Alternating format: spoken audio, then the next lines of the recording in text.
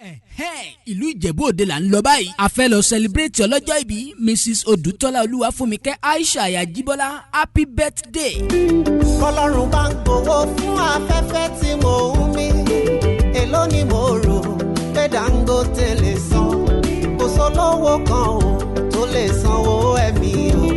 mo dúpẹ́ o Jésù fún afẹ́fẹ́ tí mo mí. ó dára ká máa ka iye ọjọ́ wa kó lè máa tọ́ ọkàn wa sí ipò ọgbọ́n àti ọ̀nà òdodo bó bá wá rí bẹ́ẹ̀. bí òní ọjọ́ kẹjọ oṣù kọkànlá ọdún tí a wà yìí ṣe jẹ́ ọjọ́ ìbí Mrs. Odùtọ́lá Olúwafúnmikẹ́ Aisha Ayajibola we celebrate you ma. ẹ kú ewu ọjọ́ ìbí mọ́mí M Michael and Michelle kẹ́ ẹ fọwọ́ pa gbúrúgbú kẹ́ ẹ fèrègì jóbi tuẹ̀tuẹ̀ kẹ́ ẹ dàgbà bí ara òrọ̀ kẹ́ ẹ pẹ́ bímọ pẹ́ ṣe pẹ́ ẹ ò ní tètè kú o ẹ ó pẹ́ láyé kẹrin kéṣe pẹ̀lú àlàáfíà ara. àwọn ọmọ yín Michael àti Michelle ògo ọmọ lọ́lọ́run máa ṣe wọ́n adé orí yín lọ́kọ yín kò ní sí dànù láéláé ẹ máa enjoy ara yín dọjú alẹ́ ni ó ti rí bẹ́ẹ̀ ó ti ṣe bẹ́ẹ̀ Jésù Kristi Olúwa wa àmín. Ayajibola ò wò ó kò sẹ́ni tó mèdè àyàn bí ẹni tó mọ́ pa ẹ̀ lọ́wọ́ èmi mo mórí kí àwọn bàbá yín mo ṣe tán mo fẹ́ kí ọ débẹ̀ ṣe bẹ́yìn lọ́mọ olówó láyé mọ̀ lágboolé ìṣàṣà nílùú Ìjẹ̀bú Òde ẹ̀yin ni Ìjẹ̀bú alárẹ̀ ọmọ alágẹmọ 16 Ìjẹ̀bú Òde ọmọ ajagbalúra ọmọ adúrúmádé ọmọ ẹlẹ́yìn kùlé àdéwúre òrìṣà ọmọ adúrún mọ́sùnpẹ́ díẹ̀ jẹ́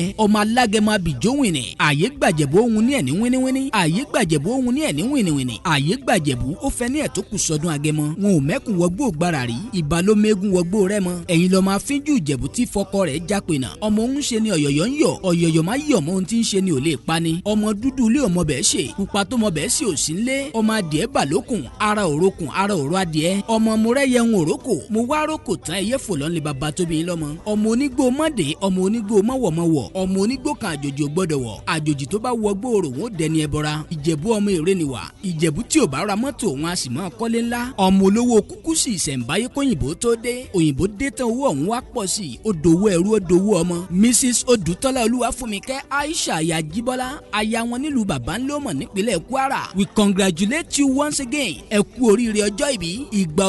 ọdún kan ni ẹni tó ní kí n máa kí ẹ ó náà ló lówó orí rẹ ọkọ rẹ your sweet heart architect Timothy Ọdúnọlá Àjíbọ́lá. mo dúpẹ́ o Jésù.